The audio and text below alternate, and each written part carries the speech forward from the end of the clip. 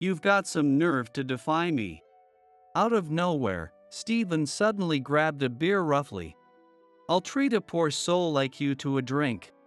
In that moment, he dumped the beer over Ruby's head. My name is Ryan Nelson. I'm 40 years old this year, and I usually live a happy life with my wife and son. My sister Ruby lives nearby, and even when I'm busy with work, she always looks out for my wife and son. To me, she's more than just a sister, she's been like a mother, so I'm grateful she gets along with my family. When I was still a toddler, our parents divorced, and Ruby and I were raised by our mother. But she passed away in an accident when I was in elementary school, and Ruby took care of me after that. That night, when our mother died, our home was filled with sadness and uncertainty. I was too young to understand, so I just cried, and Ruby, with tears in her eyes, held me close. Ryan, from now on, it'll just be the two of us. Let's stay strong. She said that, trying her best to encourage me.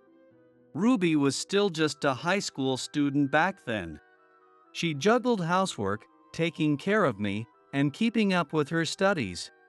Every morning, she'd wake up early to make breakfast, send me off to school, and then head to her own classes. As soon as she got back from school, she'd start making dinner and help me with my homework. You've got to do your homework properly, Ryan, she'd say, while never neglecting her own studies. One day, I came home crying because something bad had happened at school, and she hugged me gently to comfort me. Ryan, it's okay. I'm always here for you. She even talked to my teachers and did everything she could to solve my problems. Watching her, I was struck by how strong and kind she was. Every special occasion, she would save up her own money to buy me a present. On my birthday, she'd always manage to get a small cake for me. During summer break, we'd go to the fireworks festival together. As I watched the fireworks light up the night sky, I would smile innocently and say, "They're beautiful, aren't they, sis?" All thanks to her. Yeah, they are, Ryan. Let's keep pushing forward together. Her words reassured me, and I realized just how much of a pillar of support she was for me. After graduating high school, Ruby started working right away and saved up money so I could go to college. Sure, there was some support from child support and our mom's life insurance, but it was mostly thanks to her that I made it through college. I really can't thank her enough. Thank you for putting me through college, sis. I promise I'll pay you back one day. When I said that, she smiled and replied, "The best way you can pay me back is by being happy, Ryan." After I graduated from college, I landed a job at a food company. It's a large company with many subsidiary groups. On my first day as a new employee, I was nervous but full of hope. I'm going to succeed here, no matter what. I made that vow to myself. For my first project, I worked hard with the help of my seniors. I stayed up late preparing documents and practiced my presentations repeatedly. All that effort paid off, and the project was a success. Ryan, great job. When my boss, Keith, praised me, I was filled with a sense of accomplishment. My hard work was recognized, and I even got promoted. During that time, I met my future wife. We first spoke at a company event and gradually grew closer. As we spent more time together, I was captivated by her kindness and strength. Eventually, we got married and had a son. Holding his tiny hand, I felt the responsibility and joy of being a father.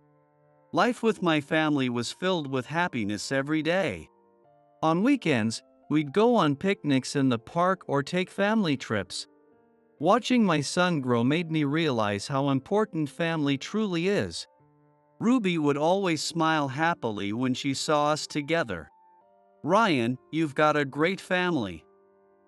I'm really happy, too. Ruby is married now and has kids of her own. It became a tradition for us all to gather together from time to time. Her husband treats me kindly, almost like a real brother. We've been through a lot, but now that both my work and family life are fulfilling, Ruby and I are truly happy. As I was lost in thought, Ruby tapped me on the shoulder.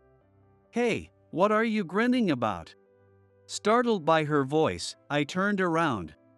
"I was just thinking how lucky and happy I am." She gave a wry smile at my words.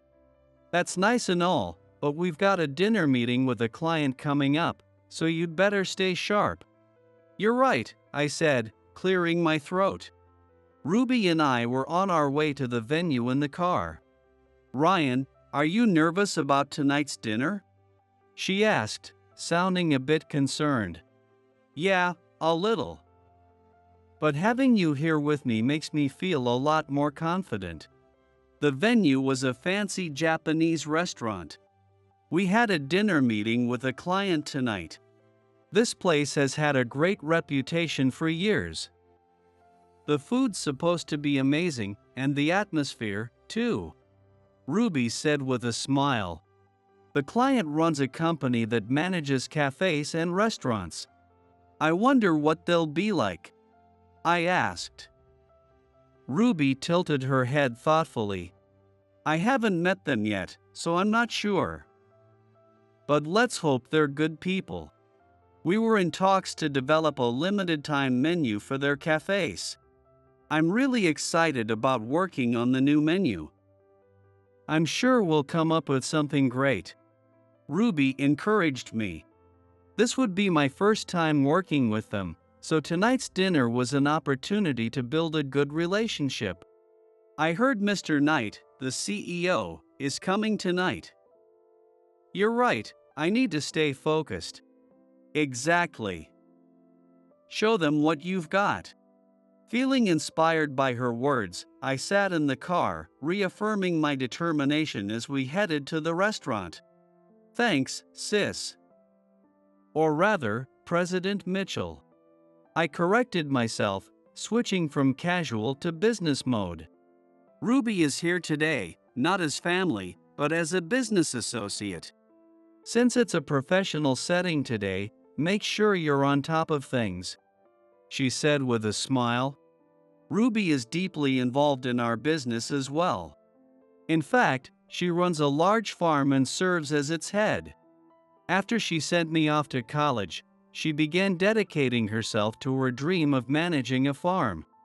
She started learning agriculture from scratch, beginning with a small plot of land and gradually expanding the operation. "Ryan, look at this. Don't these tomatoes look delicious?" She proudly showed me the freshly harvested vegetables.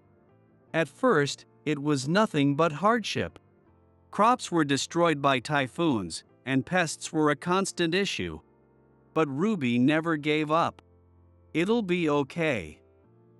Next time will be better," she would say, heading out to the fields day after day to keep working. "Your farm has really made a name for itself lately." It was even featured in a magazine, I said, and she modestly replied, "Well, it's thanks to everyone's support. You're working hard too, so I can't afford to slack off." She supplies our company with vegetables and fruits, and her produce has earned a great reputation. "Everyone at the company loves your vegetables. They say they're delicious, and the employees are really happy about it." For this joint project, her branded vegetables are absolutely essential. "We can't pull off this menu without your vegetables, so I'm counting on you." That's why she's joining us for the meeting today. "Of course, I'll give it my all," she said. Although I usually call her by her last name at work, being outside the office made me let my guard down. "Sis, I really appreciate everything. It's because of you that I've been able to succeed." She blushed a little but responded in a gentle voice. "What are you being so formal for? We're family. Helping each other is just natural." Her words made me feel deeply grateful once again. In both work and personal life, Ruby is a huge support for me. But today is business, so we need to switch to work mode. Yeah, you're right. President Mitchell, I look forward to working with you. I corrected my tone, getting back into the business mindset. Let's do our best, she said confidently, and I nodded firmly. We've arrived. Thank you. I thanked David from sales, who had driven us, and we stepped out of the car. The hostess of the restaurant greeted us and showed us to our room. This is where the dinner is, huh? It's got a nice atmosphere, Ruby said, smiling. Yeah. Time to give it my best, I replied, unable to hide my nervousness. As we entered the room, the employees from the client company welcomed us. I was just about to pull out my business card and start the introductions when an irritated voice interrupted. You're pretty late, aren't you? Turning toward the voice, I saw a man seated at the head of the table, glaring at us with a flushed face. The person looks to be in his late 30s. He definitely appears to be the youngest among the group. Although we had arrived ahead of schedule, it seemed they had gotten here even earlier. To my surprise, he had already started drinking. While the other employees hadn't touched their glasses yet, the man at the head of the table had already opened several bottles. My apologies for keeping you waiting. We look forward to working with you today. I bowed my head, and Ruby followed suit with her own greeting. My name is Ruby Mitchell. It's a pleasure to meet you. However, the man snorted in annoyance, giving us a cold glare. Making an important client wait this long? Are you all mocking us? And then you bring along a kid, an old woman, and this unimpressive-looking guy. I guess we're being taken lightly. He scoffed, pointing at me, Ruby, and David in turn, laughing derisively. I've often been told I look younger than my age, which has always been a bit of a sore spot for me. But this was the first time someone younger than me had called me a kid to my face. As Ruby and I stood silently, trying to suppress our frustration, David nervously spoke up. We were told that Mr. Knight, the president, would be joining us today. Huh? What, am I not good enough for you? My father's retired, and I just took over as president. I'm the one who's supposed to be here, got it? Ruby responded calmly. We were informed that he would be attending, so we prepared accordingly. I apologize if we've kept you waiting, I chimed in as well. We thought we were arriving a bit early, but I appreciate you getting here even earlier. The man still looked displeased. Even so, you're late. But whatever, sit down already. He tossed his business card toward us carelessly. I picked it up and, as expected, it listed his title and name. It seemed this man's name was Stephen. One of the employees, who had been sitting quietly, hesitantly spoke up. Actually, the previous president has had back problems, and just recently handed things over to his son, Stephen. We were going to notify you, but Stephen insisted it wasn't necessary. Though it was my first time meeting this Stephen, it was clear that he had a difficult personality. I see, that must have been tough, Ruby replied, still composed. However, a quick heads up would have made things go a bit smoother. I added my own thoughts. Stephen laughed through his nose. No need for a heads up. I'm the president now, that should be enough for you. Even in this tense situation, I kept my composure, smiling as I politely introduced myself and bowed to Stephen and the others. But before I could state my full name and title, Stephen interrupted again. That's enough. As long as I know your name. I bet it's not much of a title anyway. And what about the old woman over there? She looks pretty useless, what does she do? My fists clenched involuntarily. What is with this rude man? Sis, stay calm. I whispered to Ruby, trying to keep my cool. If he only cared about knowing our names, then so be it. He'd regret his ignorance later when he learned my position. I was sure of that.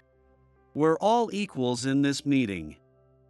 Please show us the respect we deserve. Ruby responded firmly, not backing down. Stephen went silent for a moment, but then stifled a laugh. Equals? Well, whatever. Let's see what you've got. Entertain me, show me what you're worth. Suppressing my anger, I took a deep breath and continued. Thank you for the opportunity. We look forward to working with you. Despite his crude behavior, I wondered if Stephen really understood who he was dealing with. Even if he was drunk, he should have known at least a little about our company. Could it be that he came here completely unprepared? Sensing my discomfort, Ruby lightly taps my back where no one can see. Ryan, you'll be fine. Stay calm. She whispered softly. Her words helped settle my nerves a bit. I couldn't afford to lose my composure over Stephen's attitude. My name is Ruby Mitchell, and I run the farm. I've been invited here today because my branded vegetables are a key component of the joint project we're discussing. Thanks to Ruby's calm and professional demeanor, the atmosphere in the room began to ease slightly. I steeled myself, ready to face this situation alongside Ruby. Oh yeah, my old man did mention something about that. He said your vegetables were so good, he'd love to have them supplied to us. Stephen said with a sly grin. We're honored to hear that. We take great pride in growing our produce. Ruby responded calmly. Sure, using good veggies is important, but let's see if you can prove you're worth it. Stephen added with a smirk. Determined, I replied, we'll do our best to meet your expectations. Ruby nodded and added firmly, let's work together to create something truly special. Stephen paused for a moment, then smiled again, I'll be looking forward to it. How about this? Let's make a deal. You should be grateful, old lady, getting a contract with us would be a lucky break for you, right? I'm sorry, but Ms. Mitchell's farm is under an exclusive contract with us. David immediately interjected, rejecting Stephen's offer. Ruby and I both nodded in agreement, and Stephen's face twisted in annoyance. Ha!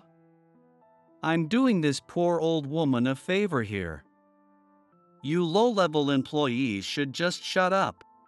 I couldn't understand why Stephen assumed Ruby was poor, knowing nothing about her. And calling us low-level employees. That's incredibly disrespectful. I found myself shouting before I could stop. Oh, so someone who isn't even part of this company dares to talk back to me? Stephen, clearly drunk, glared at me with bloodshot eyes. Just as I was about to retort, Ruby stepped in, her voice steady and composed. We appreciate your offer, but we must decline. Our vegetables deserve better than to be sold to a company run by someone as rude as you. I won't let our precious produce be sent off to such a place. Stephen stood there, stunned for a moment, visibly trembling. What do you mean by that? His voice shook as he demanded an explanation. Just what I said. Our vegetables are of the highest quality, and we only work with those who appreciate that. Ruby replied calmly, unwavering in her stance. Stephen's face turned red with anger. How dare you talk to me like that? You'll regret this. Though my fists clenched again in anger, I took a deep breath, trying to stay composed. Sis, that's enough.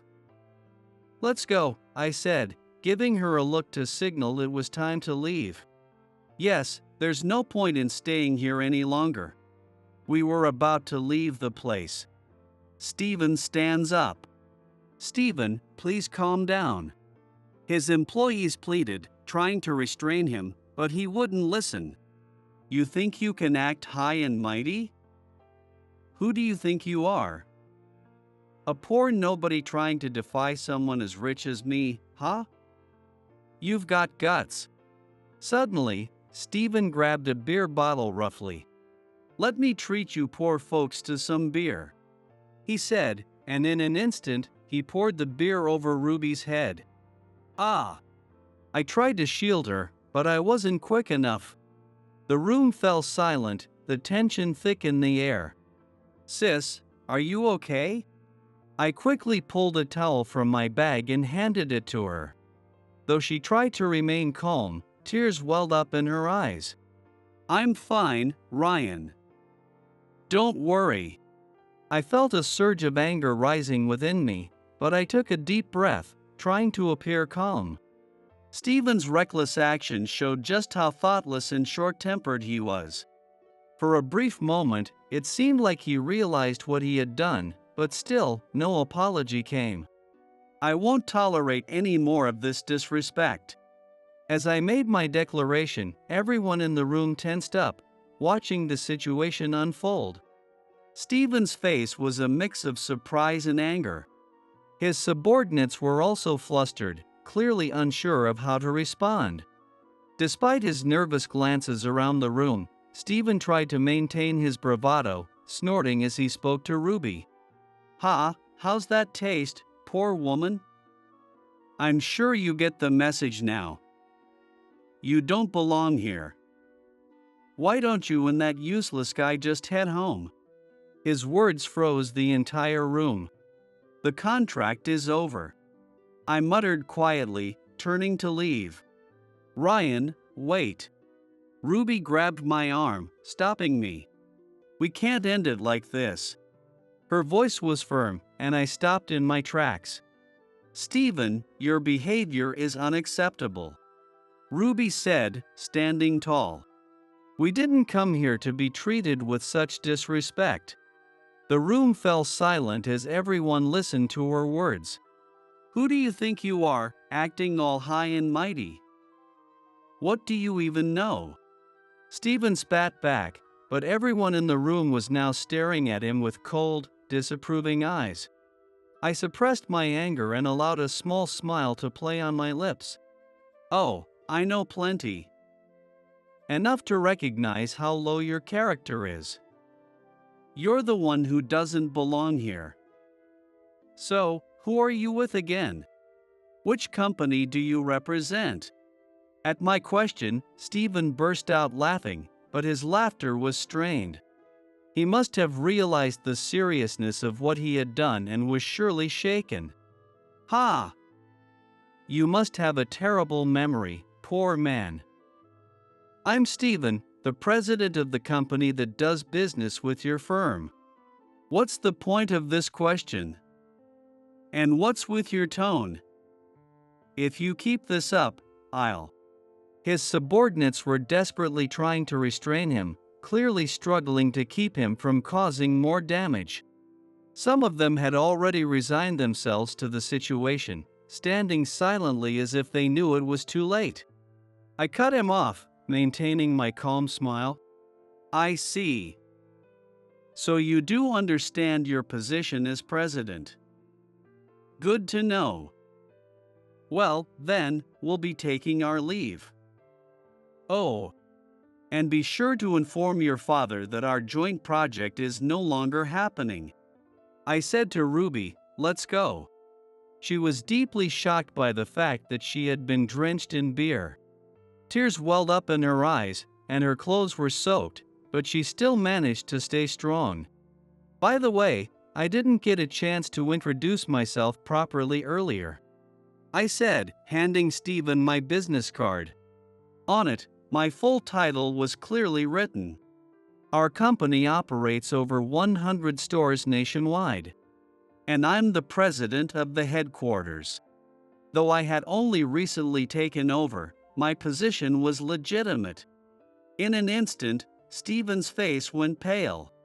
This can't be real," he muttered in a trembling voice. The subordinates stand frozen like statues, letting out deep sighs. It's clear they knew who I was. A quick look at the company's website would show both my picture and title. Under normal circumstances, anyone would have prepared for a meeting like this, knowing exactly who they were dealing with. But judging by Stephen's behavior, they had given up trying to stop him halfway through. I could understand that, but it was still strange. Not only did they fail to stop him, but none of them even attempted to apologize for his insults and violence. This company clearly had deeper issues. Maybe they were too scared of Stephen to act. Either way, it was an unbelievable situation. What's going on? Even though he was drunk, he must have realized the seriousness of the situation. Stephen stood there trembling. "Wait, please." He called after us, but we ignored him as we left the restaurant. With my arm gently around Ruby's shoulders, we stepped outside into the cold night air. "Sis, are you okay?" I asked, concerned. "Yeah, thank you." "I'm sorry, don't worry about me," she said, though her voice trembled. I drove her home right after we left the restaurant. "Take tomorrow off and rest," I told her as we sat in the car. "Thanks, Ryan. But I'll be fine, don't worry," she replied with a brave smile, though I could see the exhaustion in her eyes. More than anything, I was worried about how deeply the incident had affected her. Today, she was out in the fields working at her farm, but I planned to check on her later to make sure she was all right. The next day, I went to the office as usual. "Mr. Nelson, sorry to interrupt, but you have visitors," Alice, my secretary, informed me as I was deep in thought. "Visitors? I don't have any appointments at this time," I said, puzzled. Alice then told me that Stephen and his father had come to see me. "Ah, I see. It's about yesterday." I sighed, realizing what it was about. They were probably here to apologize. I couldn't just ignore them completely. "All right, show them in," I said, standing up and instructing Alice to join me in the meeting. She nodded and led the night father and son to my office. "I'll show them into the president's office now," Alice said politely as she guided them. As soon as they entered the room, both father and son immediately bowed to the floor, pressing their foreheads down in apology. My son's behavior was absolutely unacceptable. "We are terribly sorry." They repeated their apologies with their heads to the floor. "We knew how large your company was, but we never expected the president of the main office himself to come." Stephen began to make excuses, but I shook my head. It was planned for the company presidents to meet and introduce themselves. Since we'll be working together, I wanted to have a proper discussion. But as you saw, things ended up the way they did. I spoke in a calm but firm tone. "Your actions were completely unacceptable." Stephen's father, with tears in his eyes, once again bowed deeply, continuing his apologies. "I am truly sorry. Please, won't you give us one more chance?" Stephen, his head still lowered, took a deep breath and finally spoke. "I sincerely apologize for my rude behavior. Please forgive me." I stared at the two of them in silence for a while, then let out a deep sigh. Yesterday was deeply regrettable. But this issue cannot be resolved so easily. I looked at both of them with a stern gaze. First, I need to hear a proper apology from Stephen directly to Ruby. Stephen's father turned toward him, and with a trembling voice, Stephen spoke again. I'm really sorry, to your sister as well. I entrusted my son with running the company due to my worsening back issues, and I trusted him to communicate with all of you properly. I never imagined he would act so disgracefully. I deeply apologize. My son will face appropriate consequences for his actions. Please, I ask that you reconsider continuing our business relationship. Hearing his father's words, Stephen's eyes widened in shock. What? Father, you can't be serious. Stephen's father seems desperate to at least keep the business on track. It appears that continuing the deal is more important to him than offering an apology. I sighed in exasperation. It seems you don't understand the gravity of the situation. Is continuing the business really all that matters to you? At my words, his father bowed his head again. No, of course not. But please, give us one more chance. Stephen's face was a mix of panic and anger. Dad, I gave Stephen a stern look. Do you even understand how serious yesterday's incident was? Stephen looked down, speechless. Forget the business deal for now. First, you need to reflect on your own actions. I declared firmly. I have no intention of changing my mind. I will be filing a report regarding the assault. There were many witnesses to your son's actions. Among the witnesses were not just us and Stephen's subordinates, but also the staff at the restaurant. They were concerned, especially after seeing the state of Ruby. When Stephen heard the words "file a report," his face went pale, and he let out a frantic cry. What? Wait a minute, a report? His face turned a sickly shade, filled with panic and fear. You've gotta be kidding me. You're blowing this way out of proportion for something like this. At that moment, his father bowed deeply once again. I deeply apologize, Mr. Nelson. Please reconsider one more time. Your son's behavior is absolutely unacceptable. Further discussion is pointless. His father's face sank into despair at my words. Please, I'm begging you. But I shook my head. My decision is final. Please leave. What the hell? You're making such a big deal over a little spilled beer. And who'd believe someone like you is actually the president? This feels like a setup. Besides, that woman should have moved out of the way. Fool, shut up. His father quickly stepped in to stop him, but I couldn't help but laugh at Stephen's ridiculous logic. Is that your excuse? I said, smirking coldly. I knew you lacked the awareness of a leader, but I didn't realize it was this bad. Stephen's face flushed red with anger. What? You're saying I'm the one at fault? You're the ones making a big deal out of nothing. In that moment, my expression turned serious and I spoke calmly. You are mistaken if you think you can dismiss me because I appear young. The real issue here is your attitude. Ha! His father, holding his head in his hands, desperately tried to persuade him. Enough, Stephen, be quiet, but Stephen wasn't listening. I won't lose to the likes of you. Stephen kept shouting until the atmosphere in the room had completely frozen over. The woman you insulted, the one you called poor, is someone I deeply care about. She's my family. If Ruby is in danger, of course I will protect her. And if she's insulted, it's only natural to be angry. Am I wrong? When I explained this, Stephen's eyes widened in shock. Yes, I'm standing up for the sister who has always been there for me.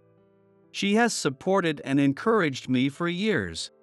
The idea of her being humiliated and having beer poured over her head is something I simply cannot allow. I got married and took over as president from Mr. Kennedy a few years ago. I take pride in my new role, always holding a deep sense of gratitude for Ruby. Without her support, I wouldn't be where I am today. As I reflected on the past, I continued speaking. And another thing, yesterday, Stephen was surrounded by many of his employees, yet none of them acted. They just stood there like statues, silently watching his mood. Despite witnessing numerous outrageous acts, not a single one of them apologized to us. This goes beyond a simple issue of employee training. My voice was cold, echoing through the room. Stephen's face turned red, and he looked down, unable to say anything. Do you really think a company with employees like yours can succeed? I continued. A company is made up of its people. Every individual's actions build the company's reputation. But it seems you don't understand that at all. Stephen's father bowed his head again, tears welling up in his eyes. I am truly sorry. I apologize for my son's disrespect. Stephen, visibly emotional, slammed his fist on the floor and shouted, "Damn it! I only took that job because I thought I'd get free food and drinks. This is a disaster." Stephen spat out his words, full of frustration. I sighed again. In any case, I will not change my mind. After all that's happened, your apologies are nothing but empty words. Please leave. Yet, neither Stephen nor his father made any attempt to stand. It was a waste of time. Stephen's father looked at me with desperate, pleading eyes, but I maintained my calm expression. Please leave. I don't want to have anything to do with you anymore. As I said this again, Alice, who had remained silent until now, made a phone call. Moments later, security arrived and escorted Stephen and his father out. What do you think you're doing? We're not finished here. Stephen screamed, but the security guards held him firmly. His father, still bowing deeply with tears in his eyes, led his son out of the president's office. In the silence that followed, the only sound was the soft pouring of tea from Alice as she prepared it. I took a deep breath, trying to calm myself. Good work, Mr. Nelson. Alice spoke quietly. Thank you, you went through a lot as well. I expressed my gratitude to her. Taking a sip of the tea, I reflected on the whole situation. It made me realize the importance of standing firm, no matter how difficult the circumstances. And more than anything, I was certain that I had made the right decision for Ruby's sake. Later, Stephen's father reached out again, asking for reconsideration on the contract and the police report, but I firmly refused. Please, reconsider one more time. His voice was desperate, but I shook my head without hesitation. I'm sorry, but my decision remains unchanged. As promised, I filed the report with the police. There were many witnesses, and further investigations revealed that Stephen had a history of mistreating his subordinates. This wasn't the first time. As the police investigation continued, more disturbing facts came to light. In the end, Stephen received the punishment he deserved. During the trial, Stephen remained silent as the verdict was read. His face showed both regret and fear. Afterward, he formally apologized to Ruby, and we received compensation, cutting all ties with the Knight family. It's finally over. I let out a deep breath. Stephen's company had lost its credibility and faced a wave of contract cancellations. Their reputation in the industry plummeted, and it would be a long road to rebuild their trust, if it was even possible. This is reality. One careless action can lead to losing everything. This is especially true for those in positions of responsibility. And above all, I could never forgive what they did to Ruby. Ruby, who had beer thrown on her, is worried about the deal falling through. No matter how much I told her, don't worry about it, she couldn't help but blame herself. Just like you always care about me, I care about you too, sis. So please, keep smiling. At that moment, Ruby finally gave me a tearful smile. Thank you, Ryan. I'm truly lucky. Her words brought a sense of relief to all of us. Family grows stronger by staying together. I felt that strongly in my heart. I vowed to continue supporting each other as a family, living each day with smiles. When I glanced up at the sky, it was clear and bright, filling me with a renewed sense of hope. Let's keep moving forward together, sis. I whispered this to myself as I took the first step toward our new beginning.